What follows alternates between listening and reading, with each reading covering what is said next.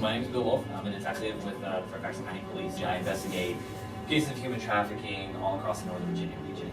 Human trafficking is inducing, recruiting, harboring, transporting, providing, maintaining, or obtaining a person through force, fraud, or coercion for the purposes of either labor trafficking or sex trafficking. So they are using human beings to make profit in one of the two industries, either labor or sex. We typically think of human trafficking and sex trafficking as something that happens overseas and not something that particularly happens domestically. But it's estimated that there could be upwards of 300,000 U.S. minors, so those under the age of 18 that are U.S. citizens, that are involved in commercial sex every year in the United States. 44% of the cases that I work involve those under the age of 18 being exploited in commercial sex. We have identified over 300 victims in the past little over a year and a half now. We've recovered and removed 108 individuals from the commercial sex life. We don't really know exactly how many victims are out there, but what we do know is that less than 1% of victims are ever identified.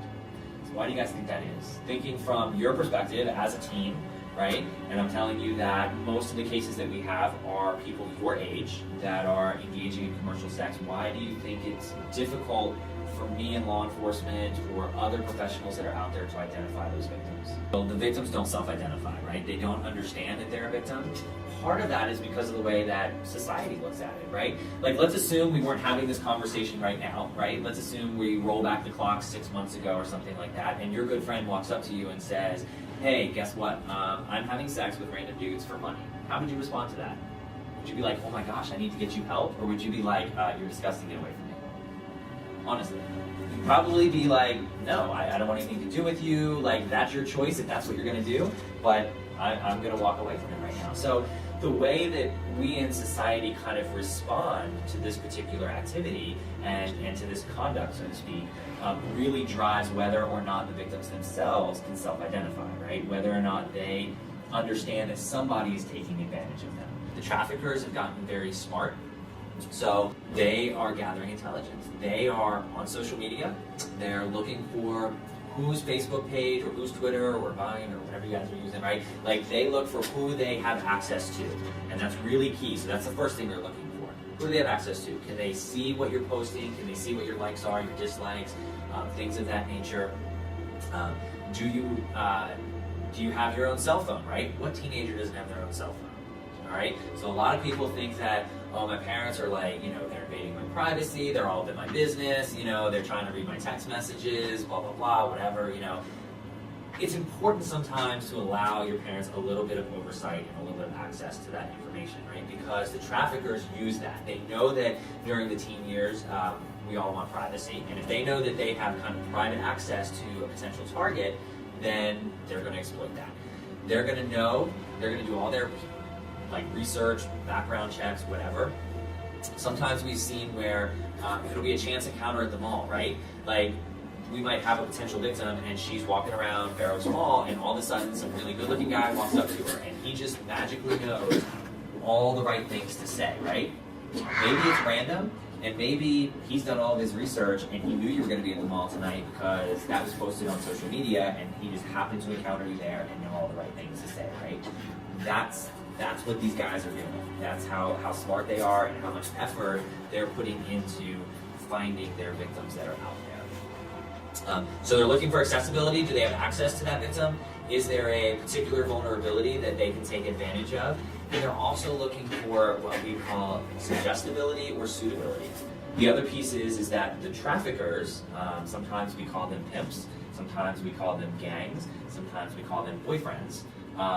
These are the individuals that are taking advantage of these other people. They're exploiting them for money. And what happens is a lot of times they make the intended or potential victim fall in love with them. So this may very well, a very common scenario is an older boyfriend, maybe 22, 24 years old, which is our average age of trafficker.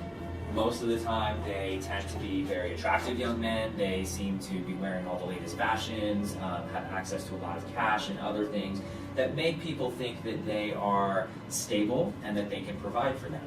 So they trick these individuals, and trick is kind of a strong word, but it really is true. They trick these individuals into thinking that, hey, you know, I'm going to love you, I'm going to take care of you, and then they start to, what we call, normalize the behavior. What does that mean? If I'm a trafficker and I'm trying to recruit you and I'm normalizing the behavior, what am I doing?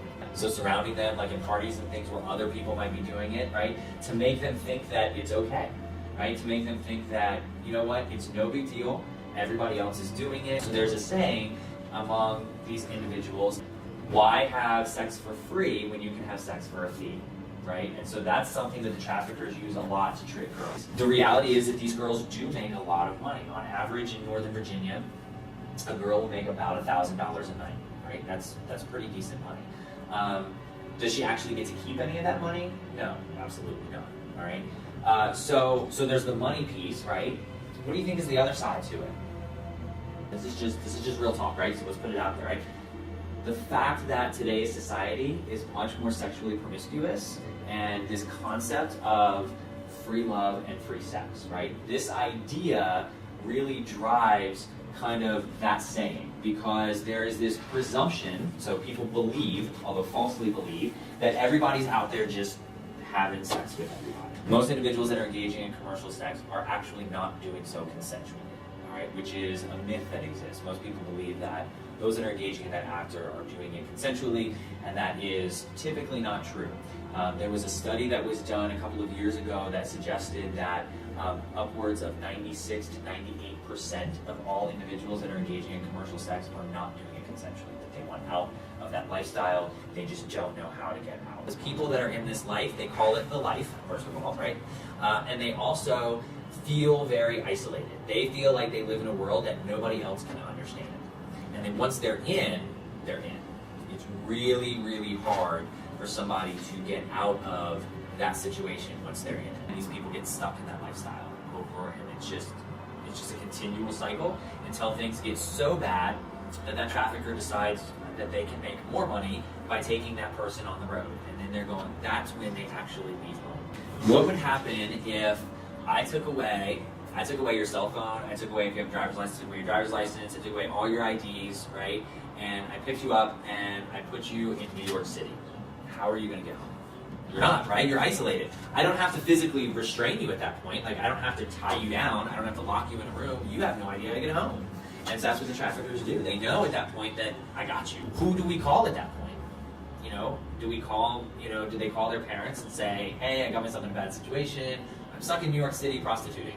Who's gonna call their parents and say that, right? You know, no. So they really get sucked into that lifestyle. They get isolated, and through that isolation and through the manipulation, that trafficker creates control over that individual. A lot of times we're looking for different stuff, right? We're looking for somebody to abduct somebody off of the street corner, right? Like that we can see as trafficking. If somebody just rolled up in a white van, snatched a teenager off the corner, and then forced them into commercial sex, right? We can see that. But we're not looking for kind of these slow, deliberate processes.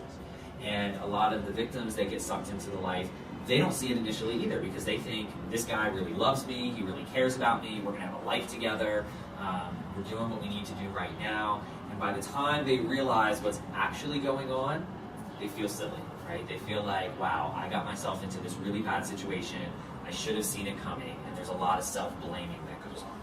So part of our message that we put out there is that it's not your fault, right? It's not, you are in fact a victim. And so we are really trying to change the mentality, the way that we kind of view this crime in general, so that those that are stuck in the life will feel like they do have an out.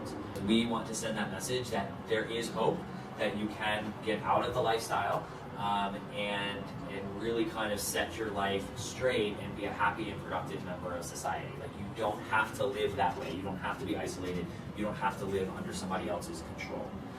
So what's important to understand is that one, the grooming process is very slow and deliberate. It can take weeks, months to groom somebody into the lifestyle.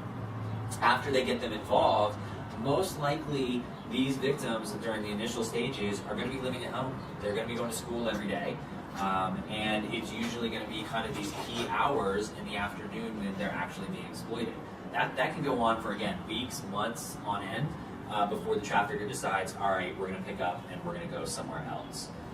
Usually they will do that at the point that the girl says, hey look, I want out, I don't want to do this anymore. That's usually when he'll pick up and move somewhere else. A lot of times what parents and teachers and other people start to see is they start to see behavioral issues, right? They start to see that person who is now being exploited, they start to see them be argumentative, angry, isolated, withdrawing, fighting all the time. Most people that are what we call in the life, so they are engaged in commercial sex on a regular basis, they started about the age of 12 to 14 years old. So if you enter the life at 13, you're only expected to live to 20, all right? That is the average life expectancy.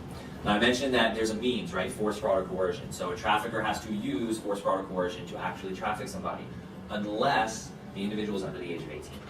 If they're under the age of 18, legally speaking, I don't have to prove that anybody caused them to do it, that there's a presumption that they were coerced into it. The reason is not because we're saying that those under the age of 18 can't make their own decisions, but the argument is that nobody, particularly those under the age of 18, can get involved in commercial sex and understand what it would actually do to their brains, to their bodies, what the effects of engaging in this type of conduct are. So some of the recent research has come out tells us that we as human beings are wired for intimacy. And what that means is that we have to have an intimate connection to whoever we are having a physical relationship with. It's a requirement. So having random sex just because it feels good, our bodies and our brains don't know how to deal with that. They don't know how to understand it. And so while consciously we might be like, oh, well, I agree to do this. I'm okay with this. Our brains are not.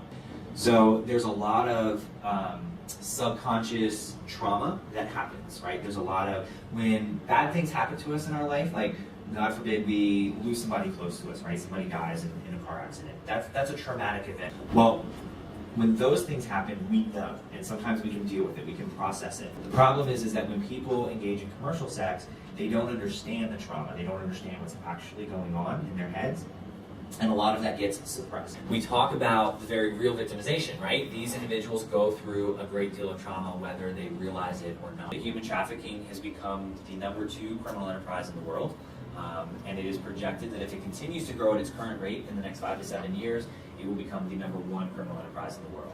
I've been saying girls, I've been referring to the victims as girls most of this time. Can boys be victims of trafficking too? Yes. Yes.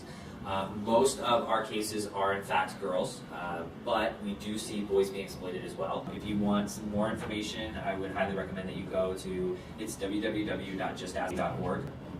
That has a lot of good information. It's broken down into 3 sections. One for teens, one for parents, so how parents can protect their children and have this conversation. It's not a conversation we would normally have around the dinner table. But unfortunately, it's a reality.